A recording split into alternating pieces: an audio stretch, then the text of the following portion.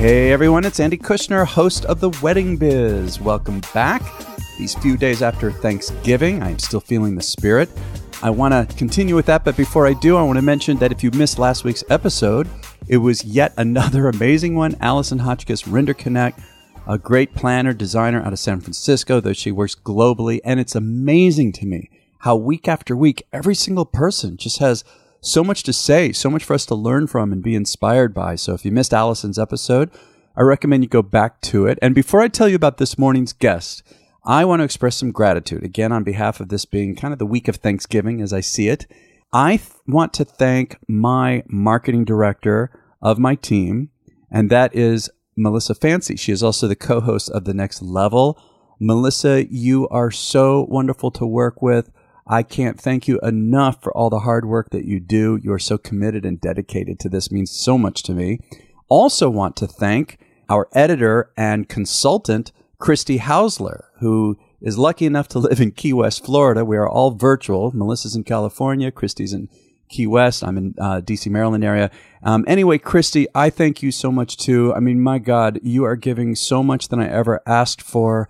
And it's just such a pleasure to have you on the team. I'm learning so much from you about just the podcast side of all of this, in addition to everything else you do for us. So thank you so much. Let me mention too, you have a chance to meet my team. If you go back to the anniversary episode, the 1-year anniversary episode that was released on May 14th of this year, May 14th. So go back and check that out. It's really great. You get to hear Melissa and Christy talk, and we have some special guest stars on the show. You'll see why. So check that out. So anyway, this morning's guest is Kimi Werner. Now, this is actually an episode taken from another show that I created and host. See, you didn't know that. A passion project called Extraordinary Ordinary People. And in a moment, I'm going to tell you why I'm releasing it here on the Wedding Biz.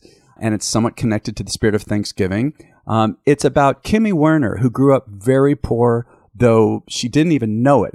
And she considers her childhood a very happy one. It's such a beautiful story, and you'll hear it and how she eventually discovered an intense passion for free diving and spearfishing. And within just a few years, went on to her first competition, which happened to be a national one, and she became the free dive spearfishing champion of the United States in a sport that at the time was dominated by men. She also went on to win international competitions. And in a moment, I'm going to still tell you why I'm releasing this on this show. Let me explain. If you don't know, free diving is diving without a tank and on a single breath. And Kimi has gone to depths of 159 feet and can hold her breath. You ready for this? Up to 4 minutes and 45 seconds. I mean, incredible. And she doesn't give away the fish that she catches. She cleans it, cooks, and even uses the bones to nourish plants. Kimi also has a degree in culinary arts and was an artist and an art teacher, and she speaks and is known as an environmentalist. She is featured in a documentary directed by Keith Malloy called Fish People. Now, why am I releasing this on the Wedding Biz? Stay with me a little bit more here. So Kimi ended up with several sponsorships, fame in her industry, and even her painting began to sell. And then, of her own volition, she gave it all up in the name of passion. You're going to hear more in a minute about that. She lost everything and went into a deep depression. And I don't want to give it away here and instead let you hear it for yourself. But her story of how she pivoted and came back is mind-blowing and so inspiring. And why am I choosing to release this on the Wedding Biz? Because it's such a touching and courageous story and ultimately is profoundly inspiring, which in the end is to move us to really trust our inner yearnings and how we want to express ourselves and experience this world we live in the way we choose. So I urge you to listen through the whole interview because it just gets better and better and is a great way to appreciate the Thanksgiving spirit. So enjoy my conversation with Kimi Werner. Kimi, you have such an interesting life, it seems to me. You're the United States National Spearfishing Champion, certified culinary chef, an award-winning artist. I want to hear about that. And a sought-after speaker. I want to go back. You grew up in Maui. Is that right? Where we are now? I grew up here on Maui. I grew up in the town of Haiku. Yeah. And lived there for the first part of my life and then later moved to Makawao and lived here on Maui until I graduated from high school. But what was going on during that time? I mean, anything connected to any of these passions that you have now and what you do?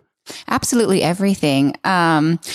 Growing up in Haiku, my parents didn't have a lot of money. They were pretty poor. And we lived in this little teeny tiny shack that was practically falling apart at the seams. Wow. Did you have siblings too? Or? I did. I had an older brother who was 12 years older than me, living there at the time.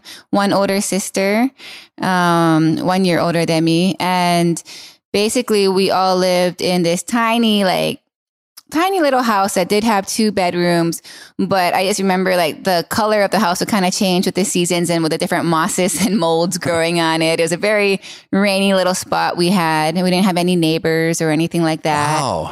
The roof would leak every single night. And so when my mom was done cooking dinner, I was the one that would get the dishes and put them around the house to catch the leaks. Jeez. And so that's the life that we grew up with. But the beautiful part, I mean, that was all pretty beautiful back then. I think I was so young at the time. Well, you didn't know anything, right? Right. Like as children, all these experiences exactly. we have, it's all we know. Yeah. I mean, everything I'm describing, it's not a sob story to me. That was my favorite chore. One of them was putting those pots around the house. And, I was so young that I didn't know society. I didn't understand what it meant to be poor. I didn't have anyone to compare myself to.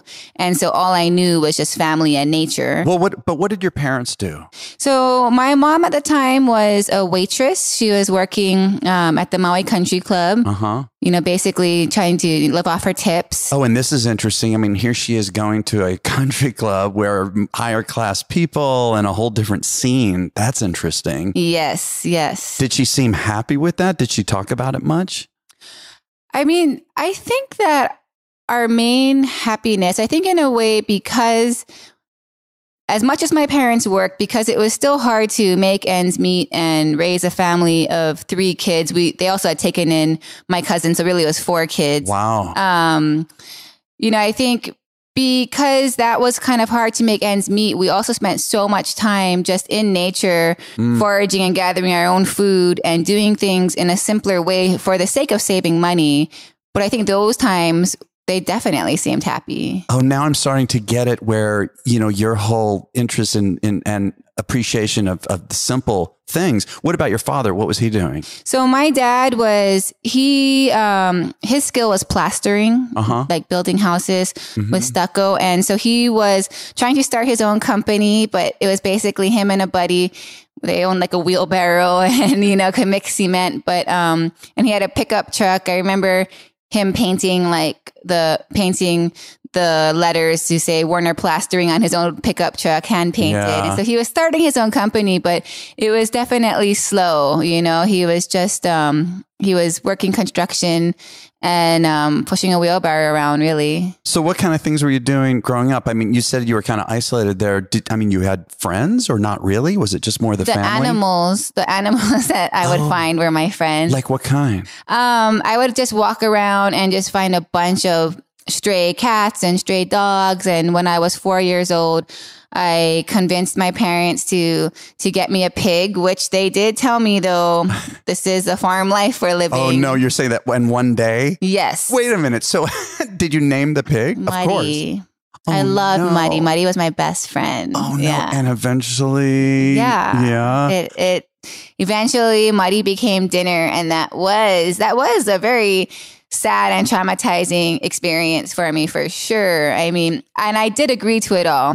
Yeah, but as kids, Of course, right? That's my argument with my parents. But, because I had asked for a pig every birthday, every Christmas, and never really get it. And finally, when they said, okay, because I was being tenacious about it, that's all I want, a pig or nothing. And they said, okay, we'll get you this pig, but you have to understand that when we get this pig, it will end up being food. How old were you at this time? I believe I was 3 or 4. Oh, yeah. Like you're going to believe this at the age of 3. Yeah. And You'll say anything. Of course, said Mom. yes. And I just remember they took me to a pig farm and I chose out this perfect pink you even pig, chose the piglet? Yeah. Kimmy, amongst all of them. Yeah. Yeah. And then it was crazy because I just remember the guy at the pig farm then picked up the piglet, threw it in a burlap bag, tied it up, flew it into the back of my dad's truck because everyone that came here was buying, pig for food.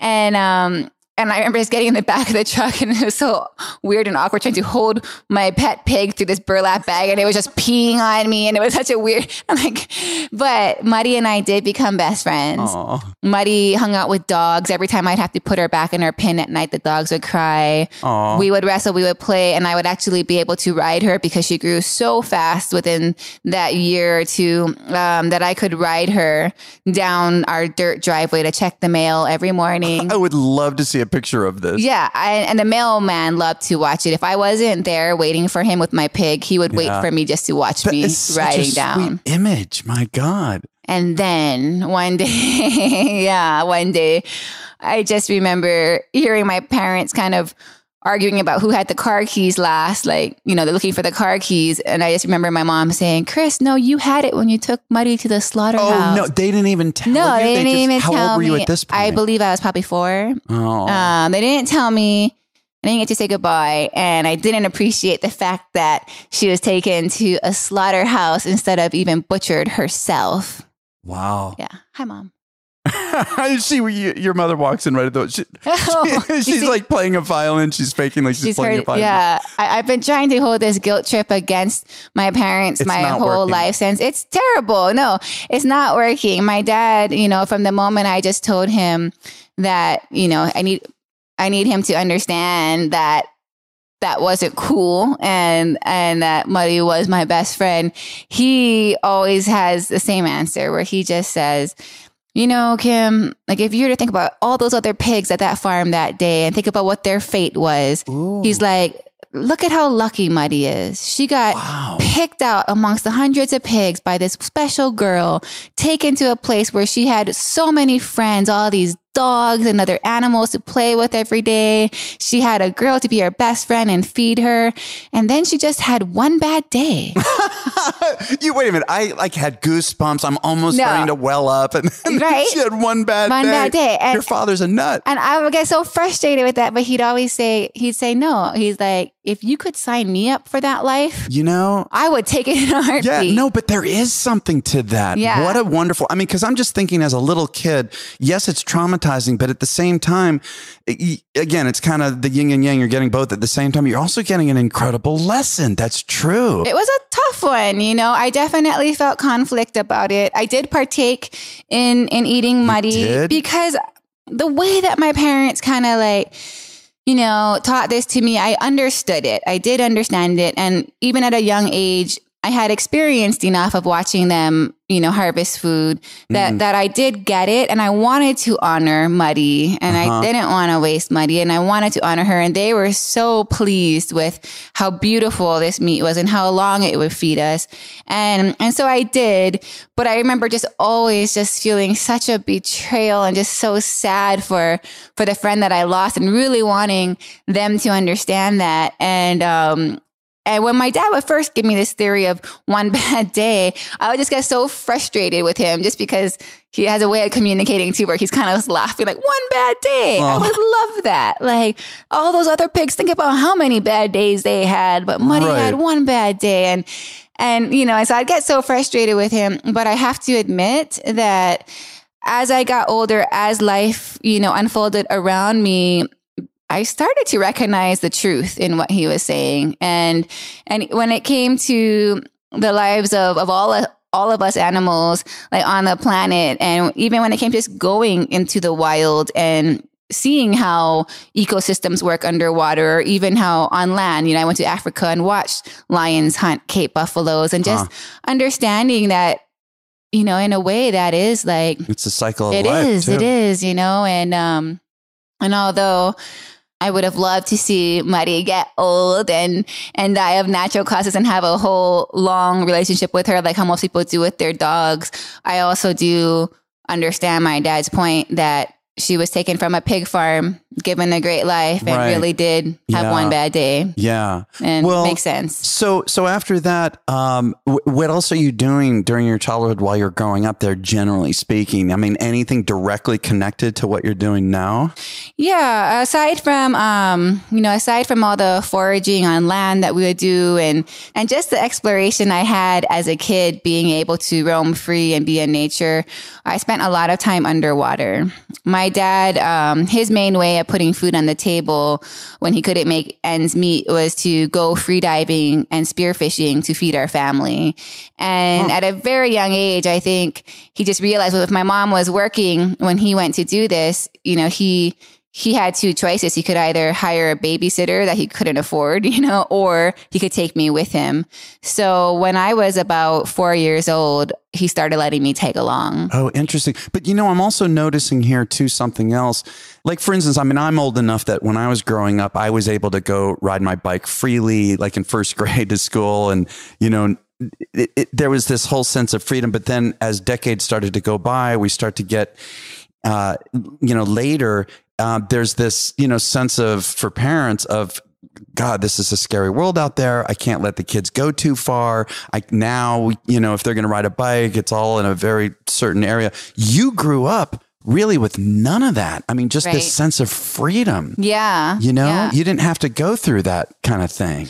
Definitely. You know, we were living in the boonies. There was the Hana Highway that, I mean, it wasn't the same looking Hana Highway it is today, but the Hana Highway did run below our house. And that was the one rule, was just, you know, just stay away from there. Stay away from the road always. And so that just resulted in my sister and I just always going into the bushes. Go. No, we would go the opposite way. If we knew you didn't rebel? Oh, there's nothing exciting about going into a road. You know, so to us, I think the exploration was always going deeper and deeper into the forest, going deeper into the woods. Yeah. And we got to roam free there. And that is something that I really think was such an instrumental part of our upbringing. How so? What do you mean? I mean, just the fact that as a kid, when you're allowed to follow your imagination and when you're allowed to just run and to explore, I think you can see a magical side of the world that you can just get to connect with so much more. Maybe it's because I didn't have too many other humans around, but I literally, you know, became friends with trees and rocks and all of the animals and just everything that was in nature. I never felt alone because I had all these companions around me. And maybe you need that childlike wonder or imagination to make that real to you at that age. But to me, it's really, I think the reason why it's instrumental is because now to this day, if I'm feeling a little lost in life or a little lonely in life, all I need to do is return to nature and feel whole again. So then, you know, moving along into high school and all of that, what did you start to get more into, you know, spearfishing? Were you doing any competitions? I mean, when did all this start? Was this after high school? It was. So basically, you know, I was really, really into it when I was super young, like 5 and 6 and whatnot. And that's when I would tag along with my dad all the time. And then as we got older, it was just more of a hobby my dad would do whenever he had free time. And so I'd go spearfishing here and there, but no, I wasn't at all like doing it on a regular basis. Still loved it. And then it wasn't until I graduated from college. So this is now on the island of Oahu, and I graduated with my culinary arts degree. Why did you choose at that time culinary arts, just given your story so far? Cooking was something I've always loved. And I do think it was that early childhood of always knowing food as something that would bring my family together. You know, my parents would dig an emu together and take apart their harvest together. And from the age of like 7, I loved cooking. Like I just loved it. I loved it so much. And by the time I was in 5th grade, my friends would come to my house so I could make them fettuccine Alfredo from scratch. Oh, wow. When I was in high school, I was president of the food service club. And when we would be, you know, go to parties, everybody would come to my house afterwards because they knew I would cook up a storm. Like I always loved to cook. Oh, geez. I wish I knew you back then. So what were your intentions? What was your vision? In college, you're getting a culinary arts degree. Was it to then, you know, eventually be a chef at a restaurant? But were you thinking anything about direction after this? At first, my direction was to get a degree in culinary arts and to open up a restaurant. But honestly, by the time I graduated from high school, something had changed in me. And I did have this feeling inside that just said, I don't think cooking's it. When do you start getting into the whole spearfishing and all this other stuff you're doing? Yeah. So, So once that was funny, actually. So when I was there quitting my job as an art teacher, that was right when I started getting into it, to spearfishing. So basically it had just started where, again, I had spent that time before working in the restaurant, feeling not quite connected. Then I was teaching. I felt happier. But at the end of the day, I think what I realized is that every time I felt like there was something missing in my life, my mind would just go back to those old days. My mind would go back to the days in Haiku of just living simply. And I would just be like, what is it that I can do that will fulfill that need? And I never really thought I could do exactly that. I thought that was a lifestyle of the past. This whole thing of going out and catching your own fish and coming. I just thought, and how do you earn that way? And now you're in your mid-20s. And I'm living in the city of Honolulu. Right. So I'm not with my dad societal anymore. kind of pressure and career. And what are you going to do the rest of your life? And so finally, though, I went to quit my job, and my teacher said, what will you do? She was concerned about me, and she just said, what will you do when you're not teaching? And I said, well, I'm going to be an artist. And she just looked at me and waited for me to finish. And I was like, period. That's it. Yeah. And then she just said, Kimi, what else will you do? And then I said, it's really amazing that you asked that, because I've really been thinking about trying spearfishing. And the look of concern that this woman gave me, this almost just made me laugh, because she looked at me like I was just insane. Well, she had to have look, most of us don't really know what that is. Right. And I think she just really wanted... wait a minute. So she's thinking to yourself, Kimi's going to support her art thing by spearfishing. Right, exactly. I think when she just said, I said, I'm going to be an artist. And she said, well, what else will you do? She really wanted to hear just something very stable and secure. And then when I said spearfishing, I think she just was like, oh, this is so funny. She's gone off the deep end. But is this also when you're telling yourself, you know what? I'm going to look into this. It sounds like that was your moment. It's exactly that. I mean, all throughout the cooking phase, I was working with food and fish and stuff, but not having any idea like what the true source was, And then one day I was also paddling canoe. I went to a canoe regatta, and these guys brought some fish and just threw it on the grill. And I recognized those fish. It was the same fish that I grew up eating. It was these little humble fish, hole and kole, these little fry fish that my dad used to get for us.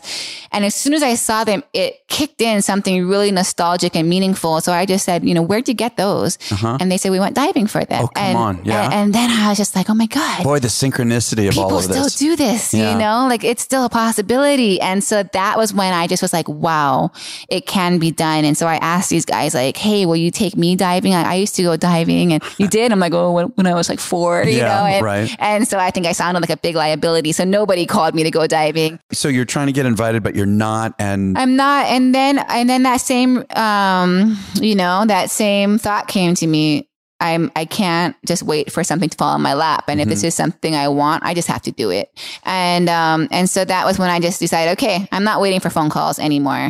And I went out and I got a 3-prong spear, just a very simple, primitive spear, no trigger mechanism, nothing like that. All self-propelled. And it was like the one my dad used to have. And I just decided to enter the ocean and go see if I could get dinner. And that was the only choice I had. No one else really was calling. And as soon as I did, I was just so inhibited. I felt so out of my league. I mean, just even walking down the beach with my dive, with my mask and my spear, I felt like a fool. I just felt like, I don't know what I'm doing. Just that feeling of I'm in over my head. I don't know what I'm doing. And I entered the ocean. It was, as much as I had been an ocean person, I did just feel freaked out because I realized I don't know where to go. I don't know where I'm swimming. I don't know this place. And even just the whole 360 view around you where you can't ever look behind you, see if there's anything behind you. Everything was kind of making me squeamish and freak out. But eventually I ended up swimming far enough and finding this reef out there. And I remembered, I remembered floating on the surface at that early age. Wow. I remember, totally did. I remember watching what my dad would do, watching him dive down. I remembered because I would basically be there, you know, as a kid telling my dad what I wanted to eat for dinner and sending him down to go get it for me. And he would get it. Yeah. And so I knew my fish identification. I knew where they all lived. And now I was the one swimming down, remembering what I'd watched my dad do. What a moment. Yeah. And that day I came out of the water with 6 fish. Jeez. And not big fish. When I say 6 fish, I mean like little 5-6 inch fish. That's as big as they get. Little humble fry fish, but I knew them by heart. And I just felt like such a lioness. I just felt the person that came out of the water that day was just totally like transitioned from the person that went in the ocean that day. When I came out of the water with those fish and those memories of what it took to get them, I had a new sense of satisfaction, a new sense of pride, a new sense of meaning. And then to take those fish home and be able to clean them with my own 2 hands, how I did. You know how to do this. Yeah. Yep. That was my job. You know, my dad would catch the fish, but I'd always help clean them. I'd always help cook them. And to do that again, the meaning that was involved with that, it felt more powerful than any of those years spent in a professional kitchen cooking top of the line food. So this is when you knew you found I knew it. You found your path. I promised myself out. It was just like the click. It was just like, this is it. This is the hole that's been in your heart, you know, since then. This is the thing that you wanted to fill. This is it. It doesn't matter what job you work from now on. I was on cloud 9 because I had this thing that was so special to me back in my life. And I knew it was just the beginning, and I promised myself I would never lose it again. So how then, though, do you, right? There's the business of art, you know, how do you monetize that? What did you do to say, okay, I also need to earn in this manner? You know, how do you do that? Where do you go from that point? You know, it was a struggle for sure. And it was always a struggle and a hustle of painting paintings that you don't know if they're going to sell. And sometimes during that struggle, it felt so reckless or irresponsible to go diving, because it was like, Kimi, you haven't even, you know, made much money like off of your paintings. You should be painting like you should. And I almost get into this mode where if I'm not doing well enough, I almost punish myself. Like, you don't deserve to be going out and doing what you love. You need to make money. And, but for whatever reason, it wasn't enough. I couldn't stop. Yeah. I was so like, I'm sorry. Like, this is what I'll never lose this again. I have to follow this passion. And so I followed diving. You know, I still did whatever painting I could, but I didn't stop diving. And then, as my diving took off. But can we clarify what you mean by that? Like, I do know that, you know, we're headed toward free diving, right? I mean, you're not using tanks to fish and all of that. So when you say as my diving took off, what does that mean? Like technique in a sense? Yeah. So basically, you know, when I go hunting, when I go spearfishing underwater, I'm not using any tanks. I'm doing everything on a single breath of air. So how deep are you going though? At that time, I wasn't going very deep. At that time, I was diving like less than 30 feet down to get these little fish. Not very much. This is very relative. Okay. But in this world of okay, so go on. So you know, you're right. That is, I shouldn't say not very deep, because it is all relative. Well, and at that time though, it was very deep for me, for sure. During that time, it was amazing to be able to go down 20, 25 feet. But, and how long in those days, how long were you staying under? In those days, I was probably only staying under for about 45 seconds, and I was 3-pronging, you know, that primitive spear I talked about. And so you go down, you'd you know, poke a little fish and kind of have to pin it and get right back up to the surface. And so it was about 20 to 25 feet of water, usually staying down for about 45 minutes at a time. But 45 seconds. 45 seconds. But finding the fish really quickly because you know where they are. Yep. Okay. I mean, it's amazing what you can accomplish in 45 seconds.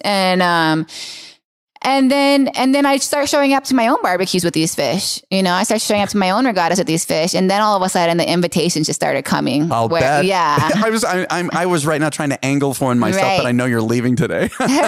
And then I got all these dive partners, and everybody I dove with, I learned something new. And eventually, these really elite divers heard about me, and they were. What is it that they're hearing about? What were you doing that's different at that point? Well, I think actually, number one, the fact that I was a girl made it a big talk because I didn't know a single other, woman on the island. And this is still Honolulu we're talking about? Okay. Yeah. And today there's a lot more free divers. There's a lot more spearfishers who are women. Yeah. But at that time, there were just really hardly any. Okay. So I think a big part was, wow, there's just a really enthusiastic chick that likes spearfishing. That's different. I think that was the main talk.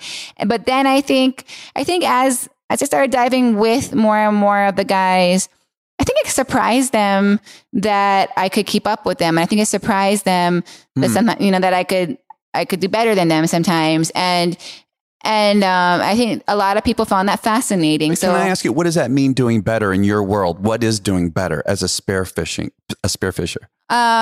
It just means that... Is it like staying under longer? Is it catching more fish in a quick amount of time? What does that mean? It's being able to secure the fish that you want. And that can entail a huge amount of different skills, whether it's staying down longer, whether it's just being stealthier with your approach, whether it's having stronger instincts and knowing how to react to and how to read the situation. Right. Yeah. But I think it was my passion more than anything, really, that I think that was it. It was just my passion. Like once I got into it, I just loved it. I loved the whole thing. I loved the hunt. I loved cleaning the fish. I loved cooking the fish. It was something that it changed my life. And it was something that became a part of me. Cleaning and cooking the fish, is that, I'm just a layman here. Is that typical in spearfishing? Does everyone do that? I would think not necessarily. Not necessarily. And that was what was actually really shocking to me at first, coming from this family where that was the whole point of it. Because again, that's all you know. Yep. So the idea of some of these, like even elite spearfisher people not doing that, I guess, was a surprise to you then. Yeah. And actually the elite guys that I'm talking about, they did, they were kind of, we were all of the same, but I definitely had a lot of partners who basically, would shoot a bunch of fish and granted, give it all away, but really weren't in it. They were in it for the hunt. They were in it for that. Yes. Cause you're talking about an entire experience from start to finish. Totally. Yeah. And that's what I grew up with, to the point of even, when the fish was eaten, everything was gone. The last of the chores that I had, even growing up, was to then put the bones in my grandma's garden to nurture the plants. Wow. So it is a complete experience. Yeah. And just for a moment, I want to understand, when you talk about the elite, how is that defined? Is it the depth that they go? Is it the amount of time they're under with one breath? Yeah. All of that stuff. One day I just turned on the TV and I saw these people diving. And so I got glued. They were free diving and they were spearfishing. And I just saw something that I didn't know was humanly possible. Oh, and also didn't know it was a business, perhaps? Well, it was just a special on the local channel. But I didn't know that it was actually a sport. And I didn't know that it was something you could compete in. And what I was watching wasn't a competition, but it was based on these previous national competitors, and it was showing how they dive and the depths that they hit. I didn't know that was possible. Like what kind of depths? I mean, even for back then it was, like 70 feet. Back then, I can't wait to the point where we're talking about what you're doing now. Okay. So back then only. So I was watching them dive down 70 feet and that was like 3 times as deep almost as I was going. And then the fish that they were catching, because like I said, I was just catching these little humble, fry fish. Bigger stuff. And they were getting these beautiful gray snappers or these pelagic fish and, big, beautiful fish. And I was like, what? You can do that? Huh. And then the way that they moved, they were so smooth. They, I kind of was always... There's a gracefulness to it, isn't there? There is. And I don't think I had it. I mean, they said I was a natural, but when I think about how I used to dive before them, I think I was always kind of sprinting to the bottom, getting my little fish and sprinting back up. And when I watched them move, the finesse that they had. And so I kind of just got starstruck over these guys that I saw diving and asked around to find out who they were. and pretty much started stalking them. And they had heard of me. And so every single time I could track them down or run into them, I basically would just say, hey, if you ever want to go diving. And they never really took me up on it at first, but they were always so nice to me and would always they would teach me by talking to me. And they'd say, well, tell me about your last dive, and I tell them about it. I tell them what I had a hard time with. I tell them about the fish that got away, tell them how deep I was diving. And then they would just give me tips, and that's it. They would just give me tips. And then they would never take me diving, but then I'd come back, I'd see them out and about, the next time, and I'd be like, wow, you're right. I tried that tip and I went 25 feet instead of 20 feet. Now, can you give me just one example of one tip that you recall that really changed your perspective on this? Anything, or maybe you got a lot, but is there anything in particular? I mean, I would say the main tip I ever got was when you feel the need to speed up, slow down.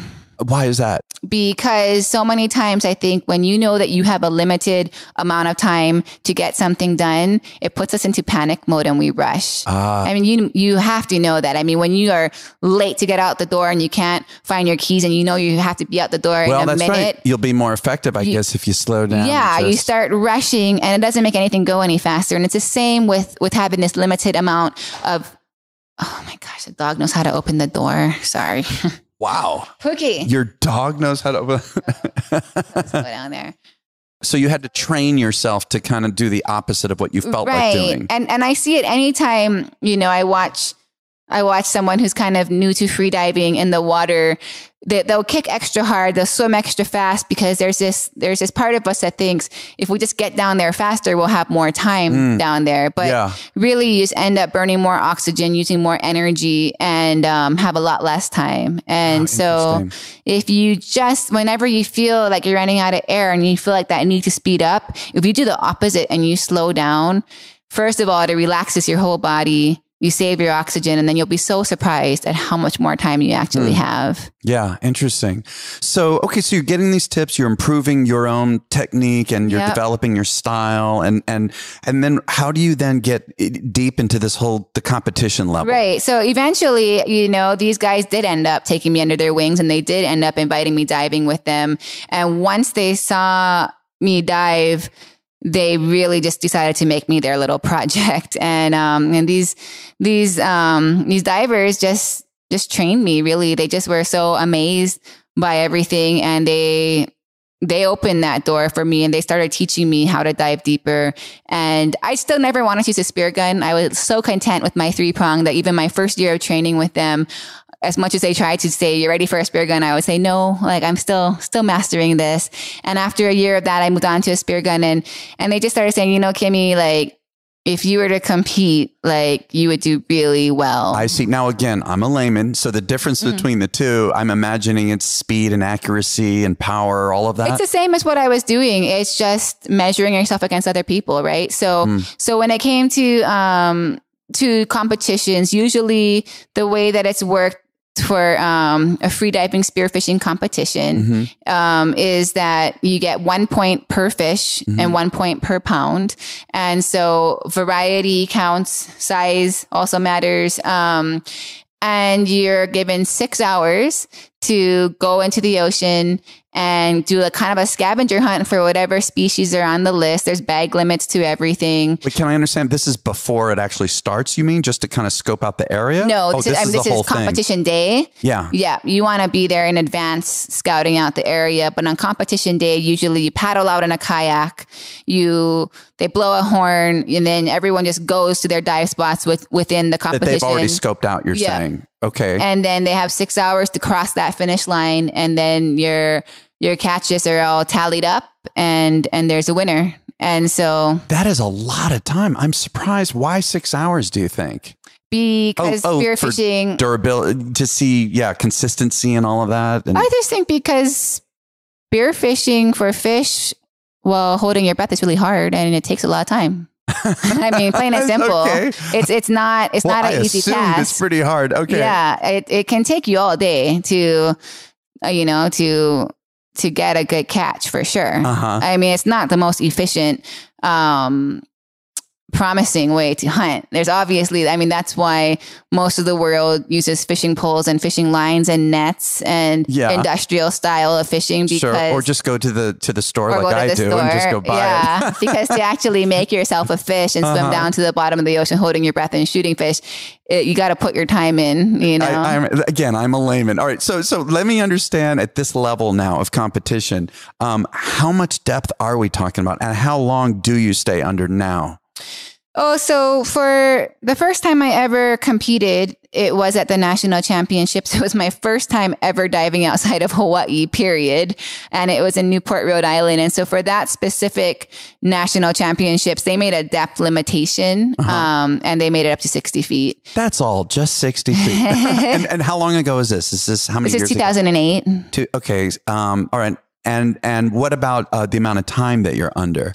And at that time, I was probably staying under for like about 2 minutes. And let me ask, that doesn't really necessarily matter, does it? Because some people could, whatever, 1.5 minutes, 2 minutes and a half. The whole idea is being efficient and finding the fish and getting it, right? So everyone's got their different techniques. It's not necessarily staying under the longest. Right. Having the ability to stay under for a long time, I mean, it's always helps. A great skill to have. Yeah. But I completely agree with you. And I feel sometimes that if I can't bring a fish in within 1.5 minutes, I mean, that's a long time, then I'd usually be better off going back up, rethinking my strategy, replanning my drop, checking my form, than I would just trying to stay down there and hold my breath longer. You know, and again, we're talking about, I mean, there's issues with current and, I mean, obviously weather conditions, whatever's happening in the month, like you're kind of measuring all of this, right? And so figuring out. Yeah. And then I'm also thinking it's not even just that you're under for whatever, 1.5 minutes. It's also, I mean, you're expending energy while you're under there for a 1.5 minutes. Yes. Yeah. So how did you become champion? Like what did that look like? And is this for a consistent period of time? So that year I ended up becoming the United States national champion. I also got the award for the largest fish. Wait, that's that year you're saying? My first year time, you went national competition? Wow. And that must have shaken up the world of spearfishing. It did. And so, I mean, actually, that's what changed everything. It was that. Now you're earning and you're getting sponsorships and all of that. Well, not really, but that's what started. I mean, basically, like I said, that was my first time diving outside of Hawaii. I was this girl that just came in from the sidelines, ended up doing really well. And when I returned home to Hawaii with that national title from Rhode Island, it did draw a lot of attention. And when it did, that's when my art really started to sell. Because no matter how much you're painting, no matter how much you're creating, it really helps to have your name out there in order to sell anything. Oh yeah. And I really had a hard time getting my name out there when I was just painting and trying to go to art shows and show my stuff. But once I came home and I was, on the covers of these magazines, on the front page of the newspaper, and all these people, were coming over to interview me, put me on morning shows. I always made sure, that with that interview, everybody found out that I painted, and the things that I were painting were all quite relevant. They're all fish and ocean, underwater, ocean images. And so basically the community just really started supporting me, and the ocean community especially really related to the art. Yeah. And I think everyone also knew that, here's a girl that has these dreams, but can't really afford them. And so I think a lot of people were buying art in trying to help my diving. That's wonderful. Because I wasn't sponsored yet. And to do any competitions, it costs money, Yeah. What is it that costs? I mean, the equipment and the traveling, getting there. I mean, at that time, working as an artist, it was almost impossible for me to afford the round trip plane ticket to Rhode Island, let alone lodging in Newport, Rhode Island, which is like the big wig of so much money. It's expensive. So how many more years and are you still, in terms of competing? I stopped competing quite early on. So although that was such a dream come true, and I mean, it really felt like it felt like destiny. It felt wonderful to win that competition. And I did keep competing after that. I started doing international competitions and doing well in those and winning some of those, and everything was going good, but it wasn't good for me. What do you mean? I mean, that first competition really was. Yeah. I felt nothing but just gratitude for everything in life that helped me get to that point. But after that, I just felt like I was kind of chasing these trophies without quite understanding why.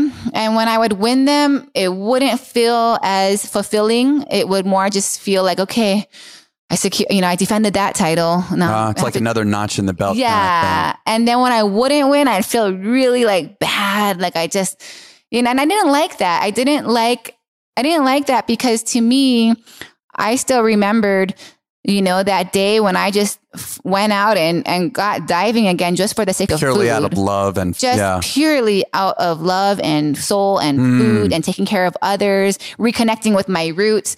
And now I felt messed up that I'm going out and spending all day in the ocean and coming in and letting my happiness be dependent on whether I'm walking home with a trophy. Yeah. And that was never why I got back into it. And then also, I think even when I wasn't competing, when I would just go out, in Hawaii to go get food, my mind couldn't help but look at fish as points. How many points would that be? How many points? I was in that mode of training, and it actually started to take away from the sacredness of that special thing that I had found. And I really couldn't afford to lose it. I promised myself I would never lose it again. And in my own way, I was already losing it through pursuing it down that avenue. Sure. Yeah. So I knew I had to walk away, and it was not an easy choice. Like I honestly felt like now it had just looked like I had a chance at actually making it a career. I really had made a name for myself. I now had companies sponsoring my travel and stepping up to support me. Again, my art was selling, so it just looked like, why would you turn around now? So even though you're following your heart, it's also really scary. Yeah, it totally was. It totally was, for sure. And when I ended up saying, okay, I'm going to quit competition, I did let people down.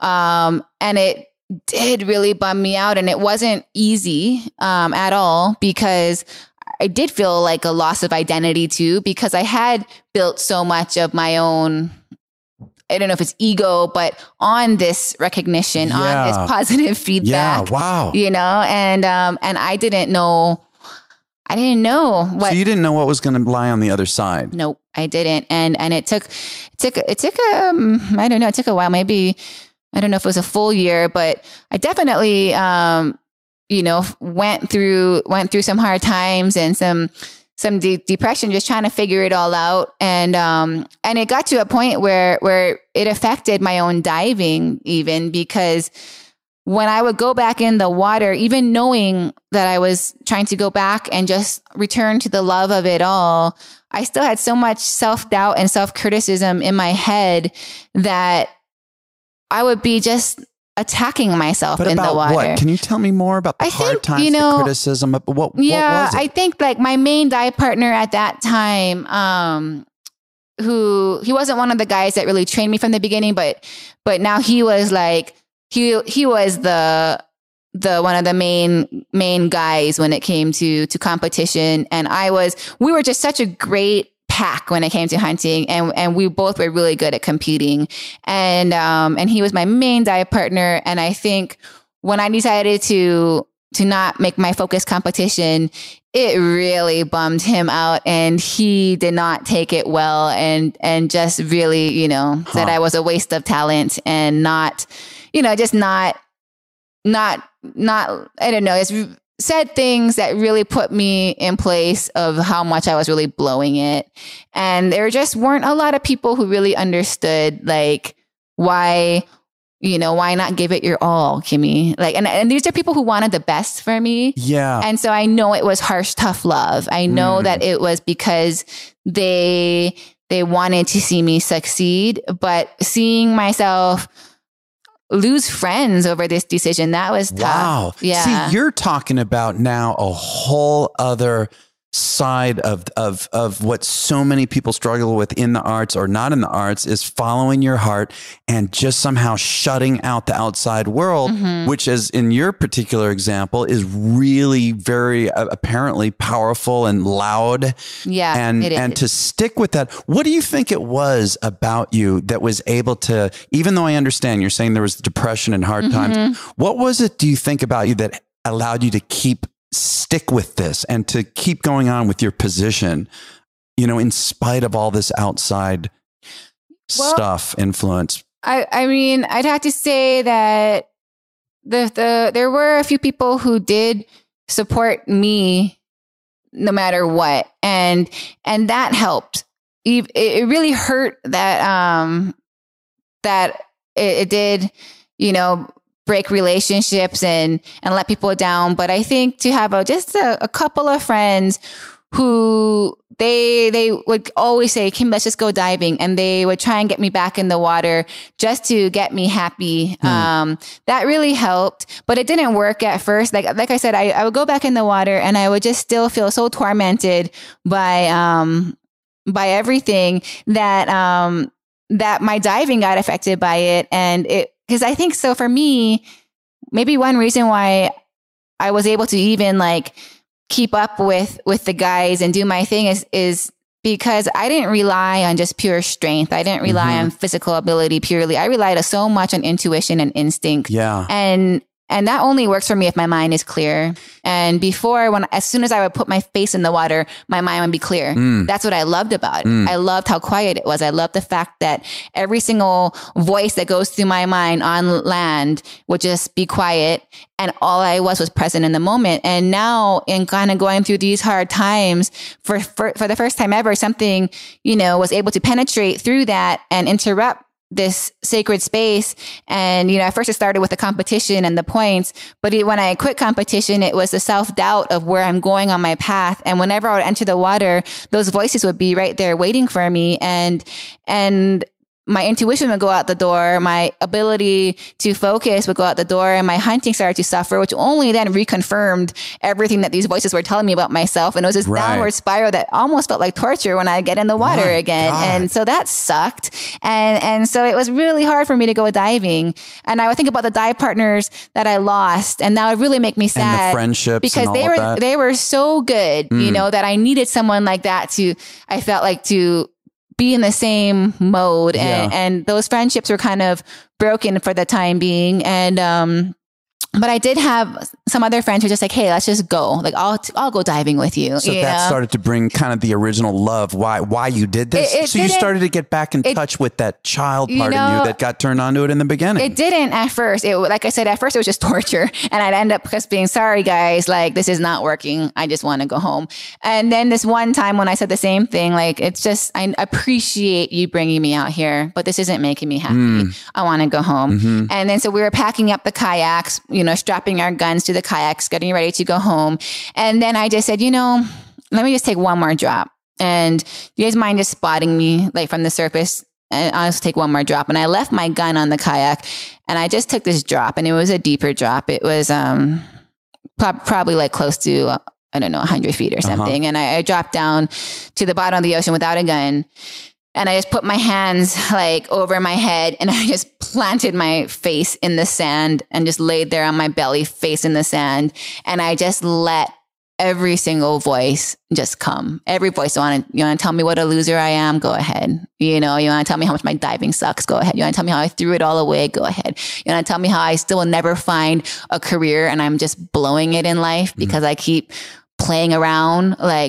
Yes. Go ahead. You're right. And every voice came and pretty much, beat the crap out of me is what it felt like. But I stayed there and I was just like, I'm going to stay here till you're done. And the voices came and they went and they came and they came. And finally the last one came and the last one went.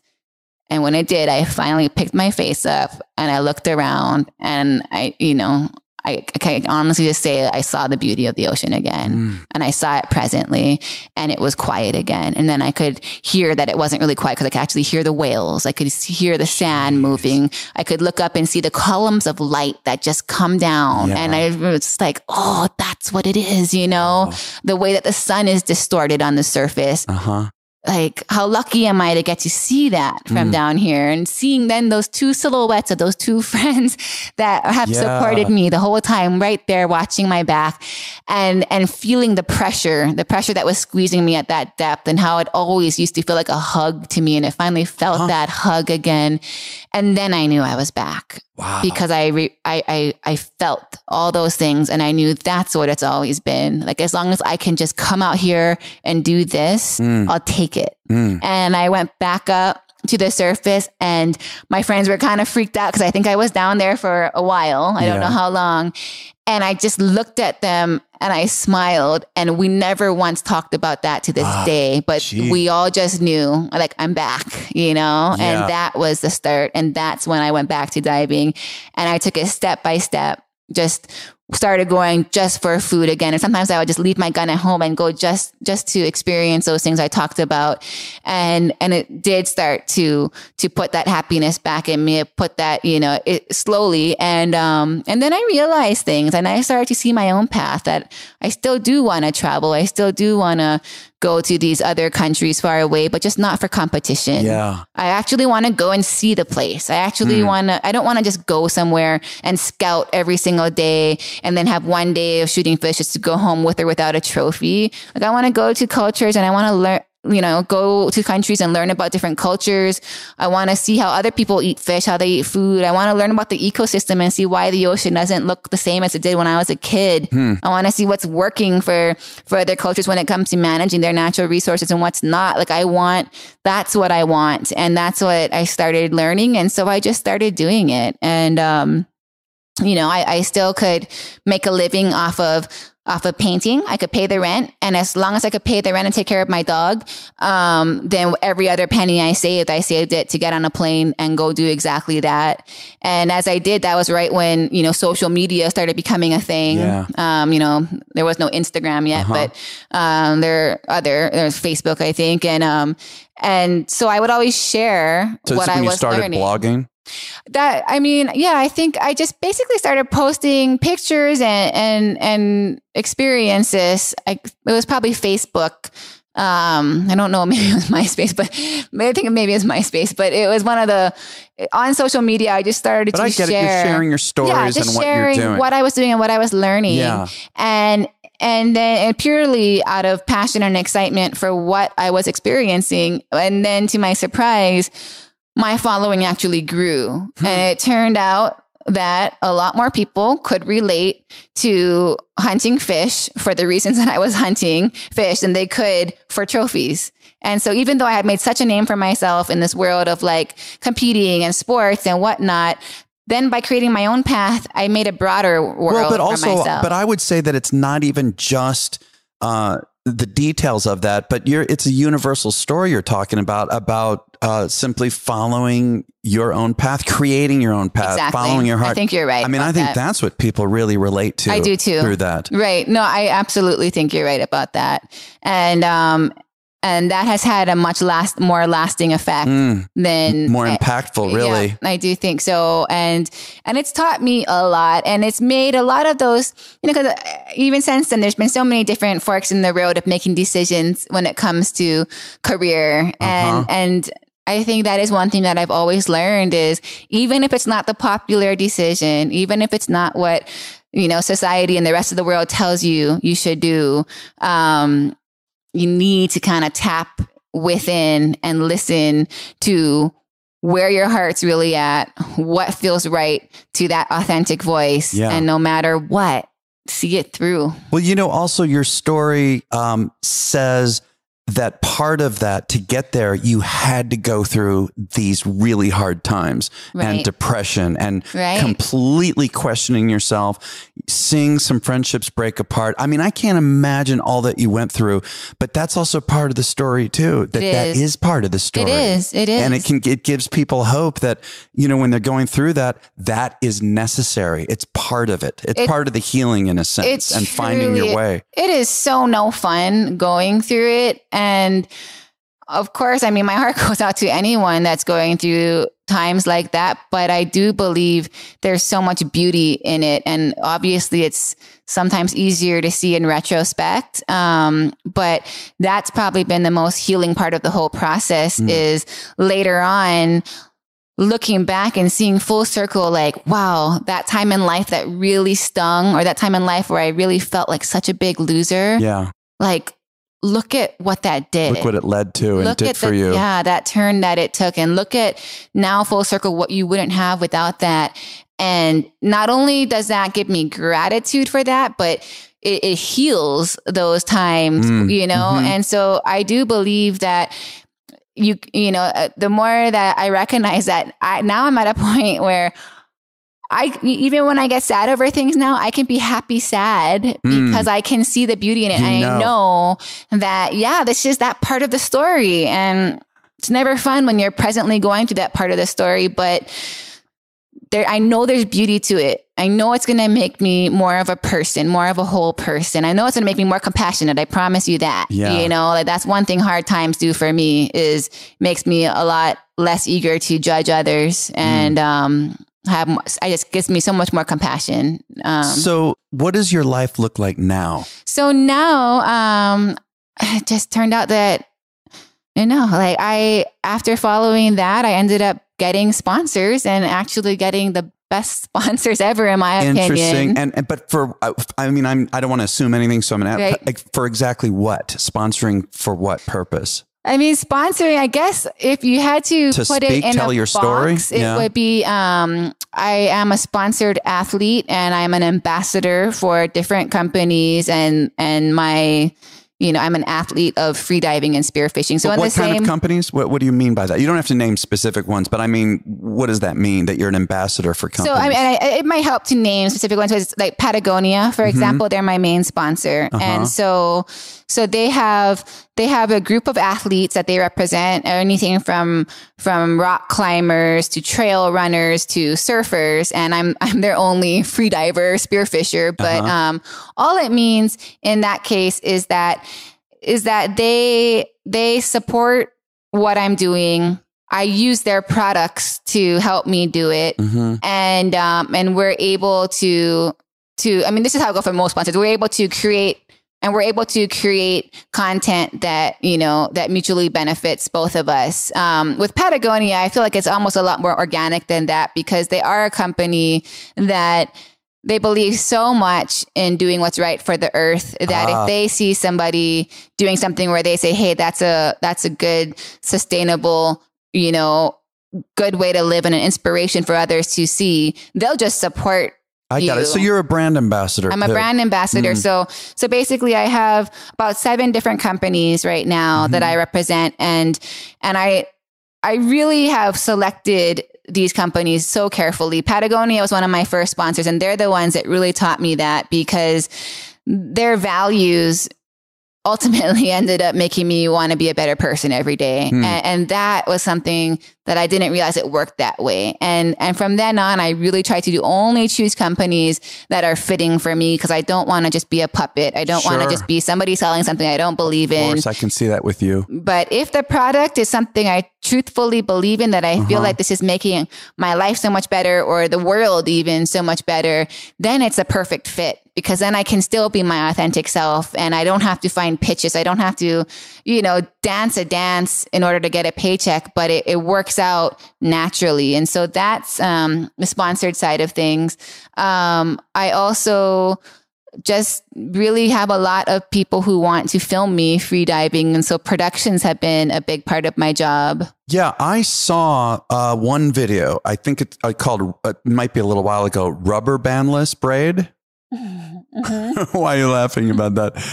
I'm just laughing because that was just a video I put out on social media just to teach people how to make a braid that will hold if you don't have a rubber band. Oh, that's what that is? Yeah. Okay, but wait a minute. That was just a tip. Yeah, but I got a completely different thing. I don't know. I didn't catch that at all. What I got from that watching it, I mean, I was moved. The longer I watched it, the more mesmerized I got. Really?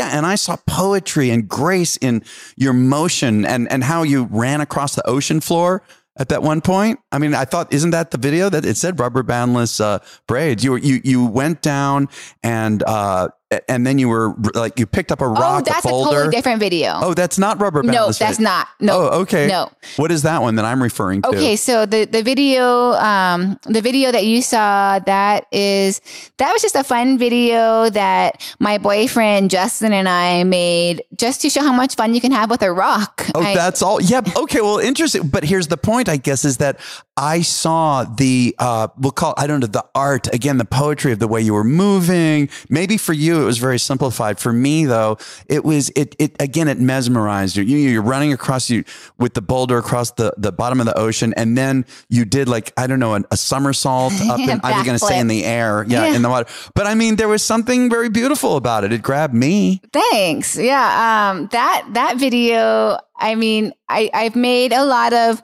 spearfishing videos to try and really promote responsible hunting or how to take care of your ecosystem. I've done a lot of videos about spearfishing and food and really try to drive home some of the lifestyles that I believe in. But I think we made that rock video because I also just wanted to celebrate what I love about being underwater. And it's not always hunting. Maybe? Yeah. And I think also just living today in such a world of mass consumerism where we all just feel like we have the need for stuff and more stuff. And sometimes I just want to get away from it all and be underwater. And as long as I have a good rock, the fun I can have.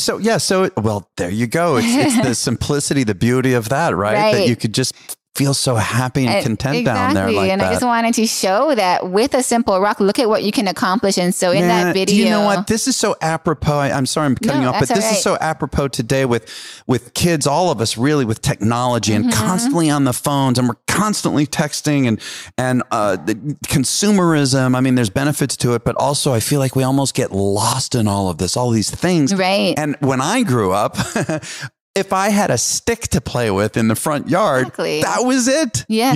Just simple stuff. Exactly. That's exactly how I feel. And I mean, in that video, you can see it that this simple rock alone allows me to run across the sand on the bottom of the ocean. It allows me to propel through the water almost like a rocket ship when I'm jumping off of things, doing backflips, doing things that I could never do above water. Right. But in just having nothing else but my own 2 feet and hands and a rock, the fun that you can still have. Yeah. It's like a kid again. Yeah. With magical powers. we'll grab that and put that in the show notes. So, and what about speaking? You speak, right? What do you speak about?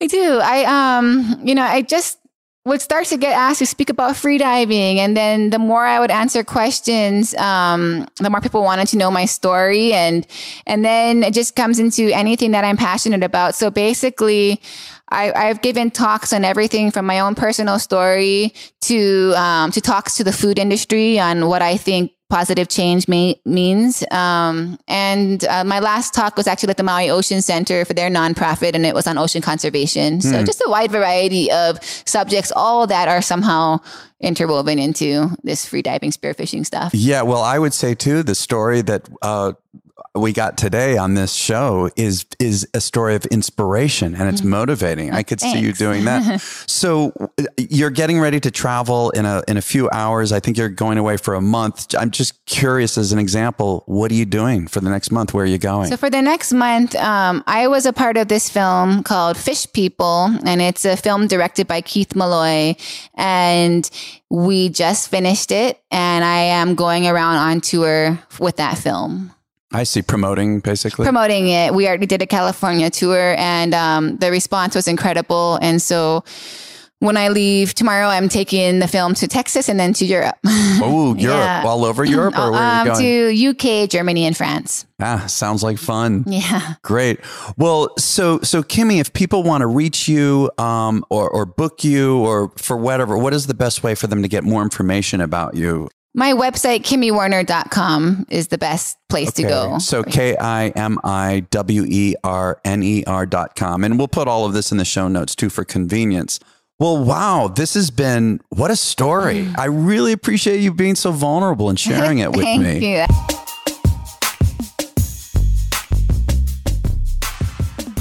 Well, thank you for listening to my conversation with Kimi Werner. Wasn't that something? I was so moved when she got to the part about how she found herself again and her passion and how it all led to even better stuff than before. I mean, it's just so good for us to hear about what it means to stay with your heart, stay with your passion. Anyway, very inspiring. So I just want to ask that if you did enjoy this episode, please share it with friends and colleagues and tell them what it's about. And we love to keep growing our community here at the Wedding Biz. Be sure to subscribe to the podcast. Our social media handles, if you need, is Wedding Biz Show. Again, Wedding Biz Show. Please follow us on Instagram. We would appreciate it. And we'll catch you next week.